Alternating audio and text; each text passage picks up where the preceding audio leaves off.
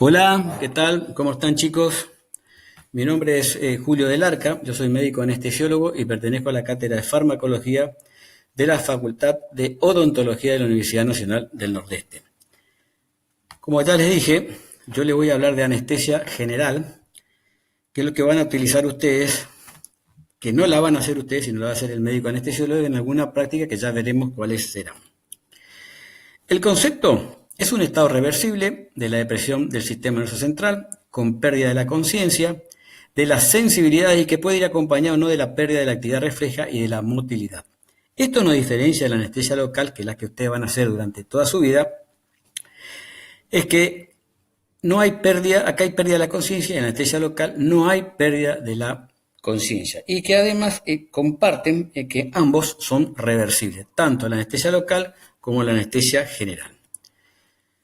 Los usos que lo van a tener en odontología va a ser en cirugía maxilofacial, pacientes miedosos y o ansiosos que se niegan a la anestesia local, pacientes discapacitados y o menores de edad, extracción dentarias múltiple, reducción de luxación temporomaxilar o también de fractura, ¿no? Luxación temporomaxilar.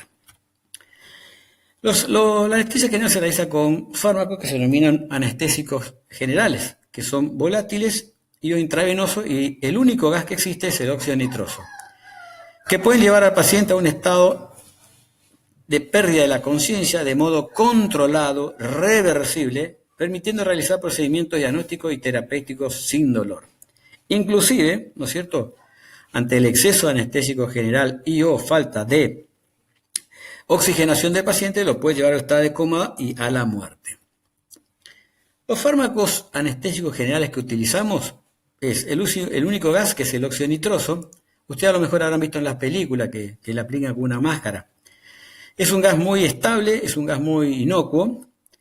En realidad hacen anestesia local y con el óxido nitroso lo dejan un poquito adormecido. Pero a ustedes les está vedado hacer anestesia general. Eso lo hacen los médicos de los países anglosajones, previos cursos que tienen que hacer para aplicar anestesia general. Después tenemos los líquidos volátiles, sevoflurano, isoflurano y desflurano, que acá hay en corriente. Van a encontrar otros en el libro, pero ya no se usan más. Y después de la línea intravenosa tenemos el propofol, fentanilo, ketamina, remifentanilo, etc. ¿Qué es lo más importante para recibir una anestesia general? Lo más importante es una historia completa, una historia clínica completa. Esa historia clínica la pueden redactar ustedes. Pero también pueden hacer otra cosa mucho más fácil. Un paciente, si es un paciente adulto, joven, se lo pueden derivar a su médico de cabecera, a lo mejor tiene un médico amigo, un clínico médico, con una notita, y entonces ese paciente va a saber lo que tiene que pedirle, lo que tiene que hacer para que pueda recibir sin ningún tipo de problema y en buenas condiciones una anestesia general. Si es un niño, se lo derivan al pediatra con una notita explicándole que va a recibir una anestesia general, y el pediatra se va a encargar de hacer toda la historia clínica completa y presentar a su paciente en forma impecable para que ese niño reciba la anestesia general. Importante, el interrogatorio exhaustivo, el examen clínico completo, inspección, palpación, auscultación, percusión. Y lo más importante también es la conformación de los exámenes complementarios. De los exámenes complementarios, lo más importante, tenemos laboratorio. ¿Qué tenemos en laboratorio? Hay que pedir hematocrito. ¿Qué es el hematocrito? Es la relación que existe entre el elemento figurado y la parte líquida. Y del elemento figurado, lo que más necesitamos saber es cómo está de glóbulo rojo, y de glóbulo rojo lo que necesitamos es la hemoglobina, como ustedes pueden ya ver en el Power, porque es lo que transporta oxígeno y retira el CO2 de todo el organismo para eliminarlo a través de los pulmones. Pedimos glucemia. ¿Por qué pedimos glucemia? Porque hay muchos pacientes que son diabéticos y no saben. Hay pacientes que tienen 300, 400 miligramos de glucemia y no saben, y durante la anestesia pueden hacer un coma diabético, y como están bajo anestesia, no sabemos, no nos damos cuenta de ese paciente se puede morir. Uremia y creatininemia. ¿Por qué? Porque son pruebas funcionales que nos dan el estado de esos riñones. Y el riñón es el elemento que elimina todos los fármacos. El ionograma, ¿por qué es importante? Porque sabemos que pedimos sodio y potasio, y el potasio es el elemento que necesita el sistema excitoconductor del corazón. El sistema excitoconductor del corazón es el sistema que transmite todo el impulso eléctrico para que se mueva todo el corazón, ventrícula, válvula, etc. Si nosotros estamos en hipopotasemia o en hiperpotasemia, podemos tener problemas. Hepatograma, que nos da la función de ese hígado. ¿Y por qué importante? Porque el hígado es el órgano de metabolización de la droga por excelencia. Y coagulograma es para evitar el sangrado, es decir, saber en qué estado de coagulación se encuentra ese paciente para poder realizar la operación y que no nos sangre y tengamos problemas. Otro de lo que tenemos que pedir es el electrocardiograma. El electrocardiograma, ¿qué es? Es el registro o es el diagrama de la actividad eléctrica del corazón, que nos va a decir cómo está trabajando ese corazón. Debe hacerlo cardiólogo, si no hay cardiólogo, especialista en terapia intensiva, y si no, un clínico médico. No solo le van a hacer el electro y van a informar el riesgo bajo, moderado, sino que nos van a informar qué medicamento está tomando el paciente, ¿no es cierto? ¿Qué tiene? Si tiene soplo, si no tiene soplo. Y qué medida hay que tomar. Pueden realizar un electrocardiograma y por ahí, si hay alguna duda con respecto a la actividad de ese corazón, pueden pedir un ecocardiograma, pero eso ya lo va a hacer exclusivamente el médico cardiólogo. Radiografía de tórax, para ver cómo está su pulmón, y otros estudios que de la historia clínica pueden hacer. Por ejemplo, si tiene una voz ronca, hace una laringoscopia indirecta para ver cómo está esa glotis, si está muy arriba, muy atrás, y puede dificultar la intubación. Ver un funcionar respiratorio, por ejemplo, si el paciente es asmático, si es fumador de larga data, o un ecodoppler, etc. Y aquí llegamos a la medicación previa anestesia. ¿Qué es la medicación previa anestesia o preanestésica? Es la administración de fármacos previo a la anestesia, tanto para anestesia local como para general.